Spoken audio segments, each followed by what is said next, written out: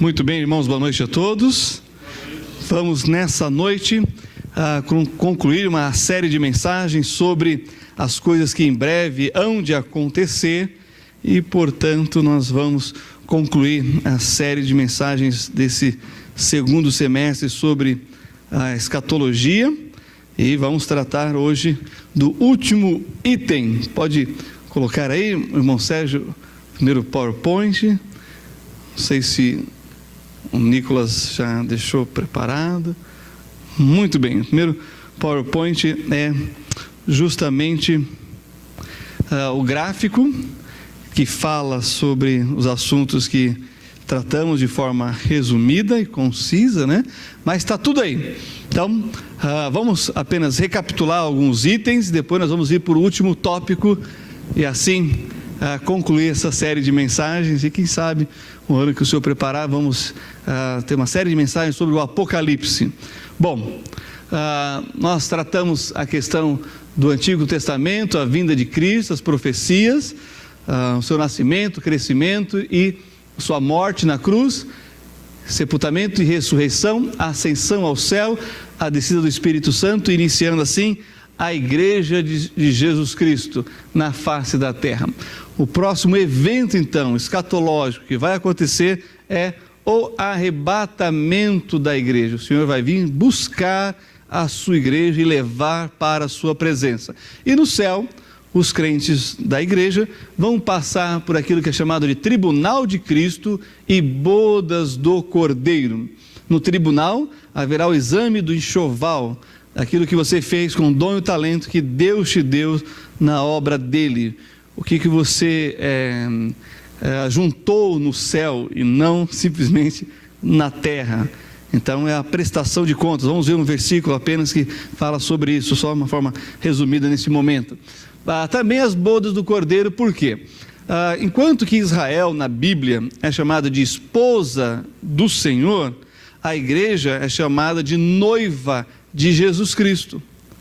E quando é que vai se dar esse casamento? No arrebatamento. Então, aí o casamento, né, claro, espiritual, entre Jesus e a sua noiva, que são os crentes que formam a igreja.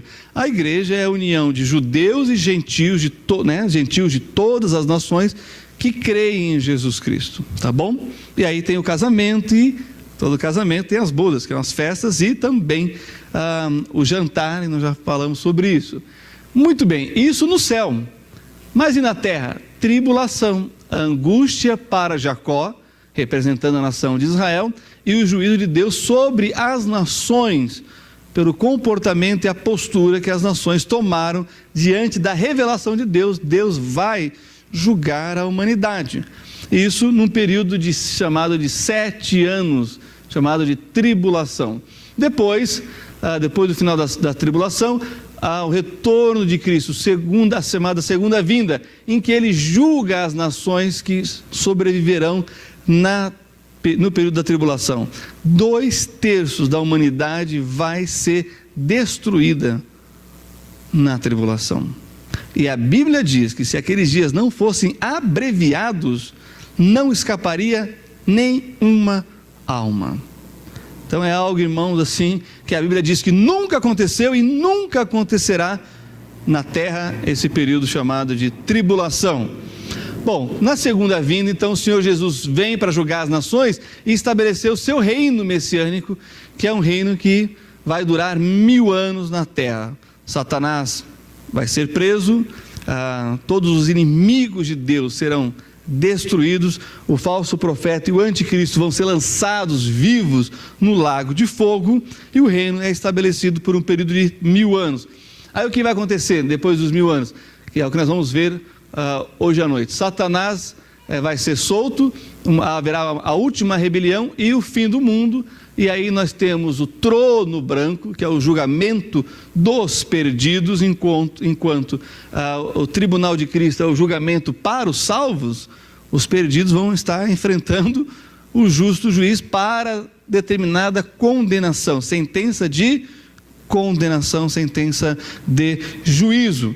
Isso chama-se o trono branco. E aí eles serão lançados no lago de fogo, e aí novos céus e nova terra, a eternidade absorve toda a criação de Deus e vamos entrar na presença do Senhor e estaremos para sempre. Isso falando de humanidade redimida, resgatada, tá bom? Então, resumidamente, é isso. Agora, vamos também nessa parte introdutória ver textos que falam sobre esses acontecimentos. Então, o próximo evento que vai acontecer é o arrebatamento. Nós lemos isso na leitura inicial. Abra sua Bíblia lá então comigo, em 1 Tessalonicenses capítulo 4, e nós vamos ler dos versos 13 a 18. E aqui então nós temos a porção que fala de forma bem clara acerca do arrebatamento da igreja.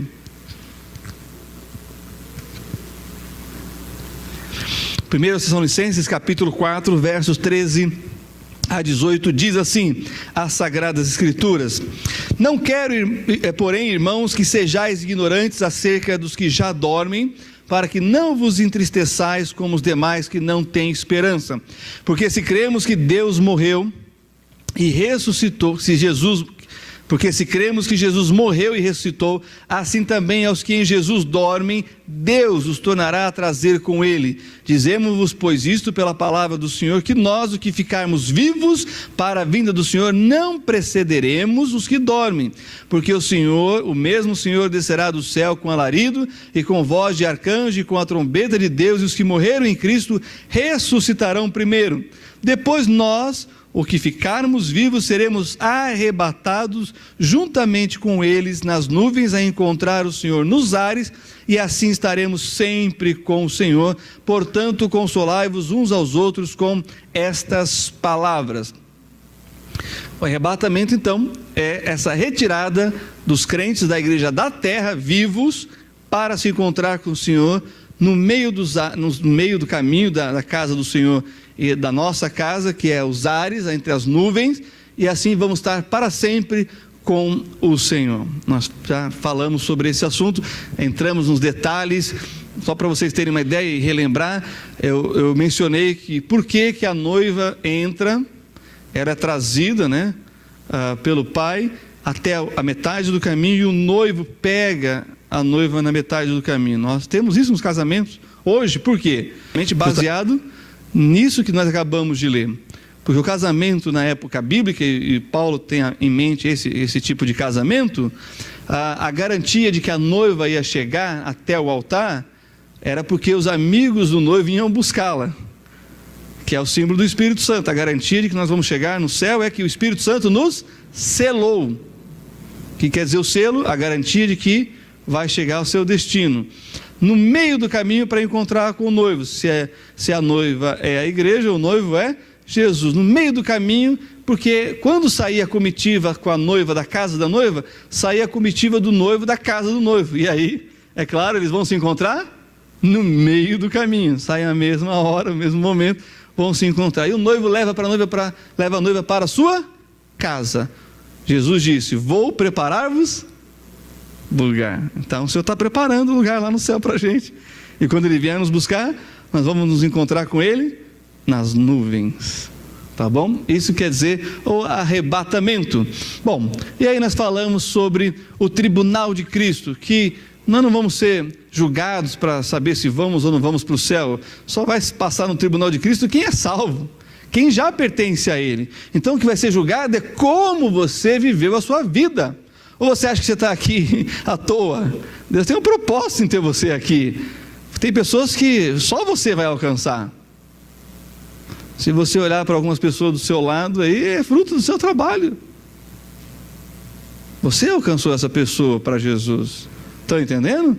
Então é isso que vai ser julgado. Como você tem vivido a sua vida aqui na face da terra. E lá em 2 Coríntios, capítulo 5, verso 10, fala de forma bem clara, objetiva, sobre esse assunto. Vamos até lá, 2 Coríntios, capítulo 5, verso 10. Nós estaremos na presença do Senhor Jesus, dizendo para Ele, ou melhor, lançando as nossas coroas, resultado do dom e do talento que Ele nos concedeu para trabalharmos para Ele, porque nisto está, irmãos, a nossa realização, em fazermos a vontade de Deus. 2 Coríntios 5,10 diz: porque todos, falando crentes, da igreja, porque todos devemos comparecer ante o tribunal de Cristo, para que cada um receba segundo o que tiver feito por meio do corpo, ou bem ou mal. Se você não fez nada, você perdeu a oportunidade, perdeu a bênção de acrescentar uma pedra preciosa na sua coroa, no seu galardão, e oferecer ao Senhor Jesus Cristo. O outro assunto que nós mencionamos, já trabalhamos de forma mais exaustiva, é as bodas do Cordeiro. Só para confirmar o que nós falamos, vá lá comigo para Apocalipse, porque nem todos pegaram todas essas séries de mensagens. Então, para você pelo menos se situar na história bíblica da profecia, das coisas que brevemente hão de acontecer, para nós irmos para o nosso último item dessa série de mensagens. Apocalipse, capítulo 19, versos 7 a 10, fala das bodas do Cordeiro. Diz assim: regozijemo-nos e alegremo-nos, e demos-lhe glória, porque vindas são as bodas do Cordeiro, e já a sua esposa se aprontou, e foi-lhe dado que se vestisse de linho fino, puro e resplandecente, porque o linho fino são a justiça dos santos. Olha aí o resultado do tribunal de Cristo. E disse-me: escreve, bem-aventurados aqueles que são chamadas à ceia. E aí essa ceia maravilhosa que vai ter quando o Senhor Jesus voltar, porque ele disse assim, que não tomará e nem comerá mais até que ele coma e beba no seu reino. Cada vez que celebramos a ceia do Senhor, apontamos para essa ceia aqui, olha, das bodas do Cordeiro, que vai ser estabelecida aqui na terra. E disse-me: estas são as verdadeiras palavras de Deus, e eu lancei-me a seus pés para o adorar. Olha que impressionante a visão, foi tão forte que ele quis adorar o anjo, mas ele disse-me: olha, não faças tal, sou teu conservo e de teus irmãos que têm o testemunho de Jesus, adora a Deus, porque o testemunho de Jesus é o espírito de profecia. E aí nós falamos que na terra vai acontecer o juízo de Deus. Mateus capítulo 24, nós vamos ler o verso 21, que fala sobre esse assunto também de forma bem incisiva, mostrando que toda injustiça, toda maldade, toda iniquidade, toda violência cometida contra aqueles que não podem se defender vai ser julgada. Isso está no capítulo 24 todo, no capítulo 25, porém o verso 21 mostra como será também esse dia de juízo. Diz assim: porque haverá então grande aflição, como nunca houve desde o princípio do mundo. Olha só, irmão, nós já experimentamos recentemente a Primeira e a Segunda Guerra Mundial. Não é isso ainda, é algo mais terrível do que isso. Nem tampouco há de haver na história do ser humano. Isso é o juízo de Deus. Graças a Deus nós não estaremos aqui. Por quê? Porque Cristo pagou a condenação e sofreu o juízo que era para nós, por causa dos nossos pecados. Graças ao nosso Senhor e Salvador Jesus Cristo, estaremos na presença do Pai. E depois desses 7 anos de juízo de Deus sobre a humanidade, a volta do Senhor Jesus Cristo também foi cantada aqui num dos cânticos, né? Jesus virá, mais uma vez aqui, Jesus virá. Então, ainda aí Mateus capítulo 24, que é uma sequência cronológica, nós temos os versos 29 a 31 que diz: e logo depois da aflição daqueles dias, o sol escurecerá e a lua não dará a sua luz, e as estrelas cairão do céu, e as potências do céu serão abaladas. Então aparecerá no céu o sinal do Filho do Homem, e todas as tribos da terra se lamentarão, e verão o Filho do Homem vindo sobre as nuvens do céu, com poder e grande glória. Filho do Homem aqui é um designativo de Jesus. E ele enviará os seus anjos com rijo clamor de trombeta, os quais ajuntarão os seus escolhidos desde os 4 ventos, de uma a outra extremidade dos céus.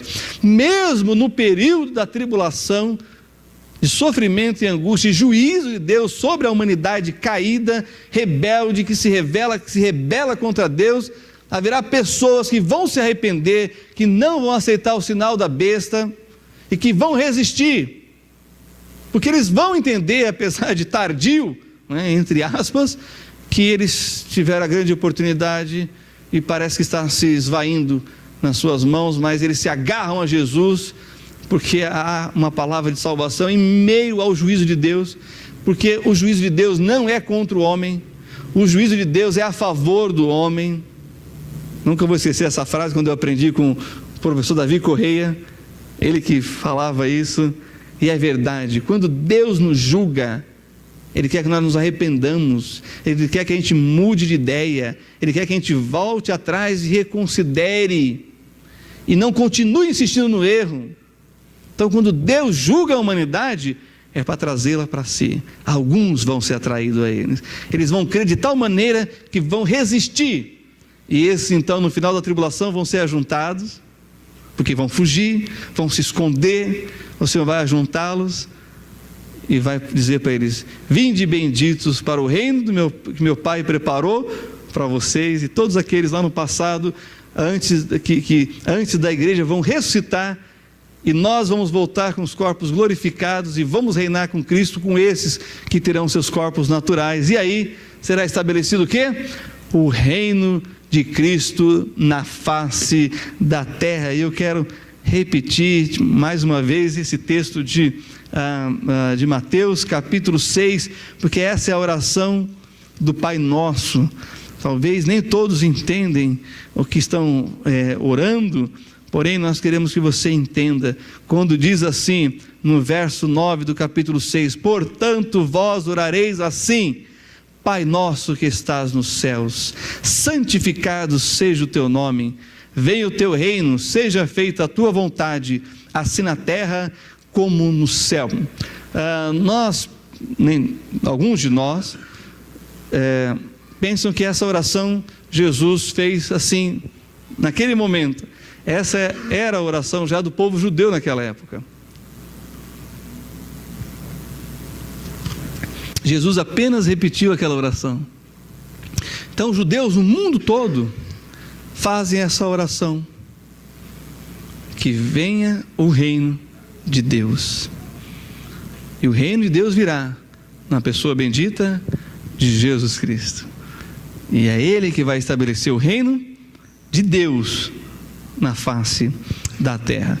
Muito bem, depois do reino, de 1000 anos de paz, harmonia, alegria, a remoção das enfermidades, uma língua para adorar a Deus, todo mundo vai ver no estabelecimento do reino as armas sendo transformadas em enxadões, foices, e aí não vai haverá mais armamento bélico, que dizima a vida de milhões e milhões de pessoas e de crianças a cada ano. Tudo agora equipamento para cultivar a terra e colher da terra o fruto do trabalho. Haverá prosperidade. Deus vai mexer na criação, na natureza, e vai transformar tudo isso aqui de volta no que era no Jardim do Éden. Vai fazer um grande Jardim do Éden aqui. Quando a gente olha para o Jardim do Éden na Bíblia, o chamado de paraíso, vai ser restaurado na face da terra.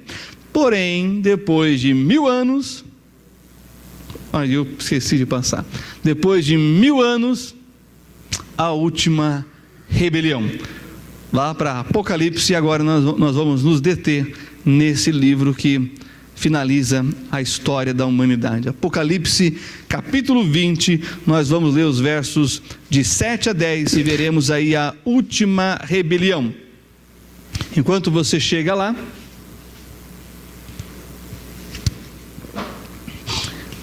deixa eu dizer uma coisa. Quando o Senhor Jesus estabeleceu o seu reino de paz e justiça, o homem natural que vai entrar com seus corpos naturais, crentes, mas naturais como nós que estamos aqui hoje, eles vão ter filhos, seus filhos vão crescer debaixo desse governo de Cristo. E toda a manifestação de injustiça, de violência, de erro ou pecaminosidade vai ser imediatamente corrigida pelo Senhor Jesus. Então, se alguém tiver o desejo, a cobiça e a tentação de roubar, ele vai ser punido no ato do furto, do roubo. É isso que a gente gostaria que a justiça fizesse, né? Fosse rápida, não morosa, fosse, né, eficiente, não deficiente. Tá certo? Então isso vai acontecer. Mas vai chegar um momento que o Senhor, então, vai permitir, assim como Ele permitiu para Adão e Eva tomarem a decisão mais importante. E infelizmente eles escolheram o caminho errado. Muitos vão ter a oportunidade então de dizer: vocês querem servir a Deus ou não? E muitos vão se rebelar contra. Mas, irmãos, isso é uma das coisas mais fascinantes que existe na Bíblia. Essa capacidade que Deus nos deu, ao sermos criados à imagem e semelhança dEle, de tomarmos decisões, mas sendo responsabilizados pelas decisões. É isso que nos diferencia dos animais. Aliás, quando você olha o camundongo, né, os cromossomos dele não é tão diferente do nosso. Quando você vai olhando, vai para o mundo da ciência, a gente fica assustado como é, né? Porque somos do mesmo barro. Mas a diferença é que Deus colocou em nós o quê? A sua imagem e semelhança. E essa capacidade de decidir. Isso é a coisa que nos torna humanos. Tirou isso, não tem mais o que dizer. Porém, toda decisão tem a sua consequência. E Deus nos dotou de uma capacidade também chamada de raciocínio. Como ser pessoal, nós somos criados à imagem e semelhança de Deus, nós somos inteligentes. Por isso que a escolha vai ser colocada novamente diante do homem. Porque senão, Deus não teria criado o homem. Teria criado máquina, robôs. E nós não somos isso.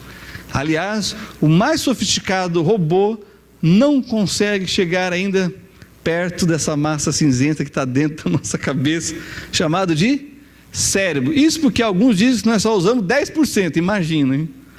Os robôs não conseguem captar isso. Aliás, quem é que os computadores? Aliás, quem é que criou os computadores mesmo? Estão entendendo? Então essa capacidade está entregue ao homem mais uma vez. E ele vai decidir. E infelizmente, alguns vão decidir errado, porém, pela última vez. Por isso é chamado de última rebelião. Acompanhe comigo, depois dessa parte de esclarecimento, Apocalipse capítulo 20, versos de 7 a 10. E acabando-se os 1000 anos, Satanás será solto da sua prisão e sairá a enganar as nações que estão sobre os 4 cantos da terra. Enganar, irmãos, é aquela palavra irmã, gêmea, de tentar. Porque a tentação, no fundo, é uma enganação. Enganar é tentar. Tentar é enganar. Bom, Gog e Magog, cujo número é como a areia do mar, para as ajuntar em batalha. Mas sem o agente da tentação, nós não podemos decidir. Nós temos que ter como Adão e Eva, a árvore do conhecimento do bem e do mal, senão que ser criado à imagem e semelhança, com inteligência e poder de decisão, que é a coisa mais incrível que nós recebemos, não seríamos então imagem e semelhança de Deus. Aí vem então o agente da tentação, que a Bíblia chama de Satanás. Aí diz o verso 9: e subiram esses que tomaram a decisão errada, sob a largura da terra, e cercaram o arraial dos santos, e a cidade amada, Jerusalém, e de Deus desceu o fogo do céu, e os devorou.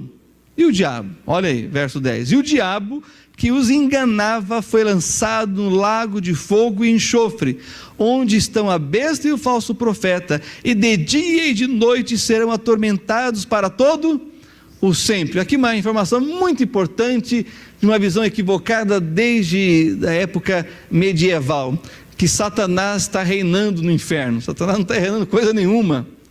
Acabamos de ver aqui, ele vai sofrer de dia e de noite. O inferno não é o reino de Satanás, não é o reino do diabo, é o lugar de juízo e condenação eterna para ele, seus anjos caídos e todos aqueles que rejeitaram a graça de Jesus Cristo oferecida ao homem. Então não se iluda. Essas propagandas que a gente vê na televisão, geralmente está ligado com bebida, né? Mostrando o inferno, mas inferninho bom aqueles que aparecem na televisão, né? Tem água, tem bebida gelada, no inferno não tem água, muito menos gelada.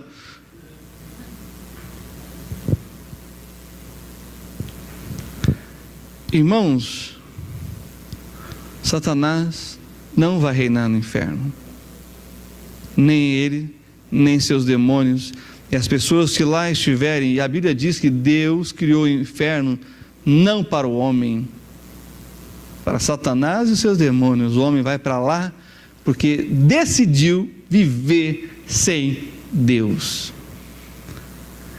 Como diz o pastor Thomas, nós não podemos falar do inferno sem lágrimas nos olhos e dor no coração, eu acrescentaria, porque isso, como o texto diz, de dia e de noite serão atormentados para todo o sempre.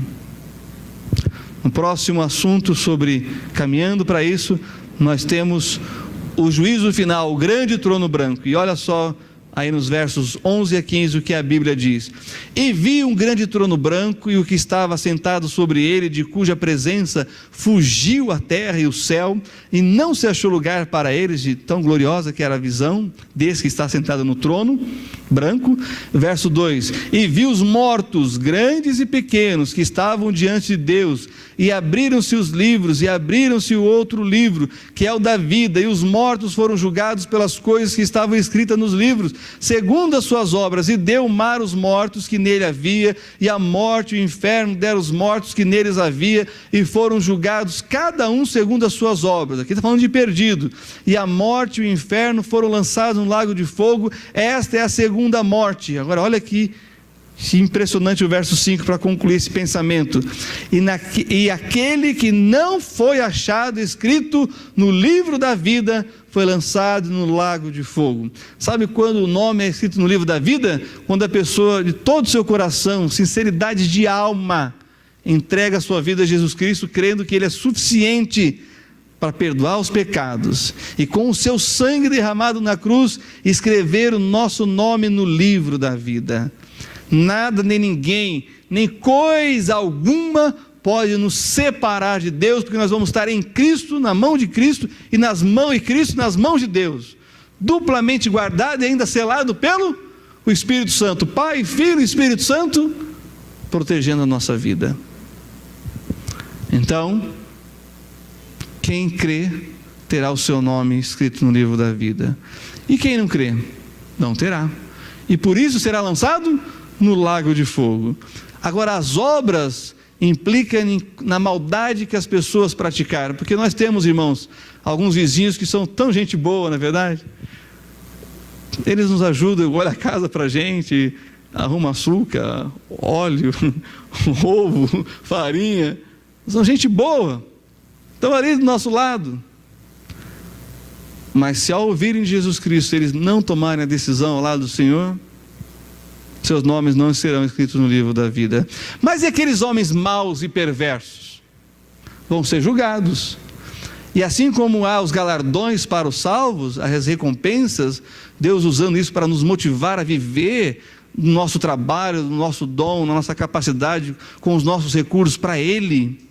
Porque, irmãos, isso que nós fazemos aqui com as ofertas de promessa de fé, os dízimos, a primeira promessa de fé, em que a gente apoia o missionário, esses missionários como eu, pastor Thomas, alcançando vidas, restaurando lares, ajudando pessoas a se aproximarem de Deus, é uma das coisas mais maravilhosas. Ou os dízimos, que é para sustentar essas portas abertas, o conforto que nós temos aqui, esse ambiente, não é? E pagar as contas para podermos ter tudo o que precisamos. Para quê? Para que mais pessoas possam entrar, mais pessoas possam ser convidadas por você. E quando nós fazemos isso, nós estamos ajuntando tesouros no céu. que vai durar para sempre, que são as almas, e almas são eternas. Por isso, irmãos, assim como há recompensa para esses que fazem a obra de Deus, resgatando as vidas, cuidando dos feridos, ajudando os necessitados, levando o Evangelho de Jesus Cristo, também aqueles que levam a maldade, o assassinato, a morte, a desgraça, vão ser julgados e receberão do Senhor um maior juízo. Como Deus vai fazer isso, eu não sei, mas ele lê aqui: eles serão julgados, cada um segundo as suas obras. Ou você acha que um Hitler vai viver no inferno, o inferno, igual do seu vizinho, gente boa? Não. Ele tem muito sangue na mão.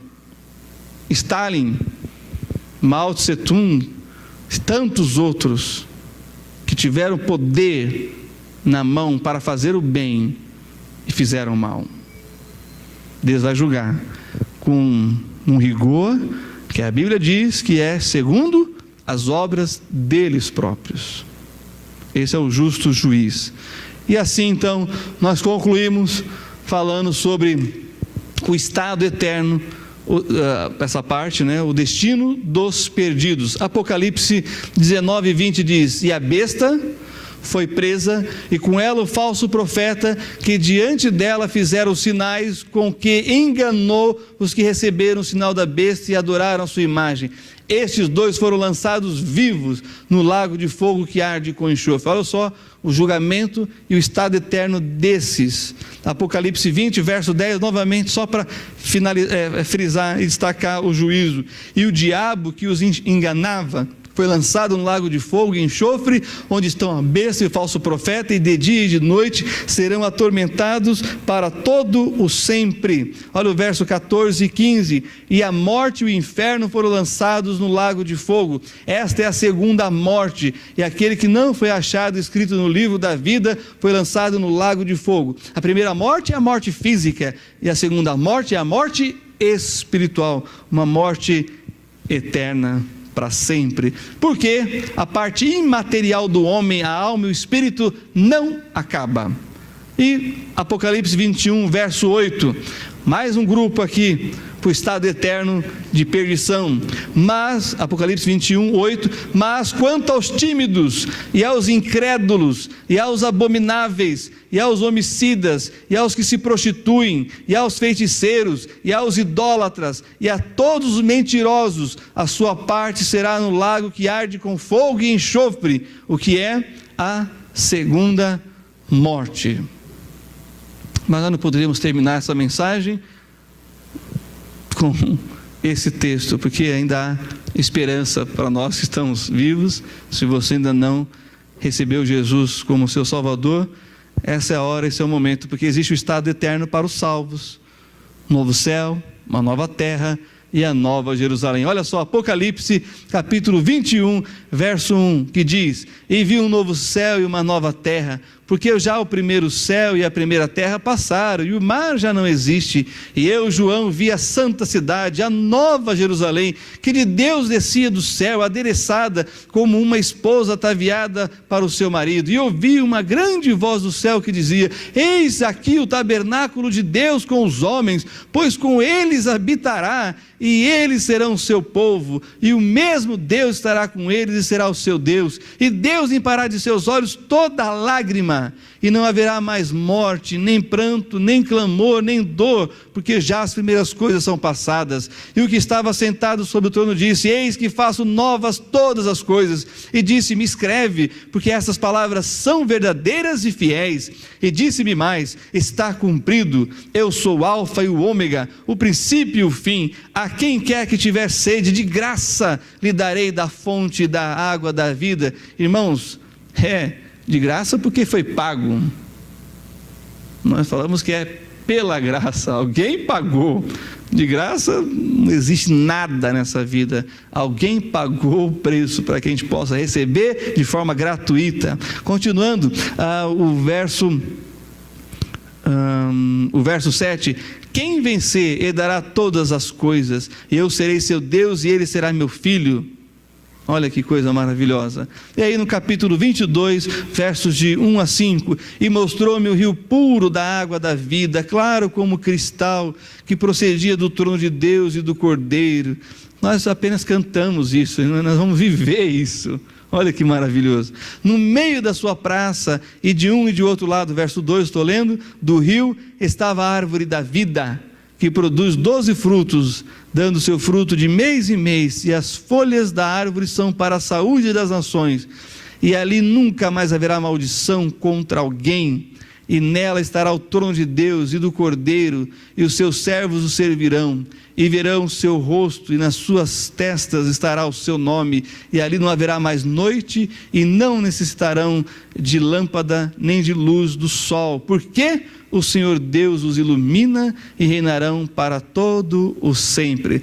Então o reino de Deus, o reino eterno de Deus absorve o reino de 1000 anos aqui na terra, e aí nós vamos estar numa outra dimensão, isso toda a humanidade redimida. E aí quando nós vemos essa parte que Deus vai mudar os sentimentos do ser humano, ele, sabe isso que o pessoal diz na informática, ele vai reconfigurar, vai colocar um novo chip, um novo processador, sei lá como é que chama essas coisas. Essa mudança radical e completa vai acontecer no céu, e nós estaremos com um corpo glorificado para poder suportar isso, e a nossa mente será tão assim transformada e renovada, que as coisas que nós saberemos do passado não vai afetar o nosso humor. É impressionante, quando você ouve aqueles artistas falando, né? Mas você tem que fazer aquela cena que você tem que chorar, o que você faz? Você espreme cebola nos olhos, corta. Aí tem uns que falam assim, não, eu lembro de coisas tristes que aconteceram no passado. Não vai precisar disso, não vamos lembrar mais. As coisas tristes vão ficar no passado, elas não terão poder mais de roubar a nossa paz, de afetar a nossa vida, porque nós seremos completamente transformados para estar num ambiente completamente transformados.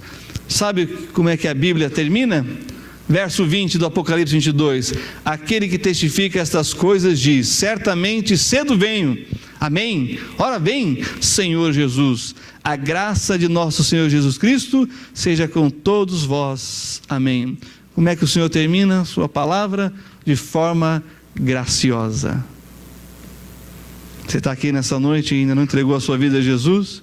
Esse é o momento, essa é a hora de entregar a sua vida ao senhorio de Cristo e poder experimentar agora, aqui, nesse momento, aquilo que Deus está preparando para todos aqueles que lhe pertencem. Feche seus olhos, abaixe sua cabeça, vamos ter uma palavra de oração. Pai, na tua presença estamos, Senhor, e não queremos sair deste lugar antes de estender essa graça que um dia nos alcançou, de que há salvação em Cristo Jesus, uma nova vida, uma mente transformada, um coração modificado, para entendermos as coisas espirituais e vivermos por elas, mesmo neste mundo. Que o Senhor possa encher-nos, ó Deus, de graça, de amor, de compaixão, e que as coisas que estão ao nosso redor possam ser usadas para alcançar as vidas pelas quais o Senhor morreu. Usa-nos, ó Deus, para isso nós te pedimos, em nome do Senhor Jesus Cristo. Ainda com os olhos fechados, cabeças baixas, será que Deus falou ao seu coração e você quer nessa noite tomar essa decisão de entregar a sua vida ao Senhor Jesus Cristo? Se esse é o seu desejo, aí onde você está, eu quero que você faça essa oração comigo. Repita essas palavras. Se você quer entregar a sua vida a Jesus Cristo, diga na sua mente, no seu coração, porque Deus sonda as mentes, Deus conhece os corações, Deus sabe que somos, Deus sabe que precisamos. Mas se você quer nessa noite entregar a sua vida a Jesus, ore comigo, diga assim: Deus, eu sei que sou pecador e que não posso me salvar, mas eu creio que Jesus Cristo é Deus, que veio a este mundo e subiu naquela cruz e morreu para me salvar. Obrigado, ó Deus, por tão grande salvação.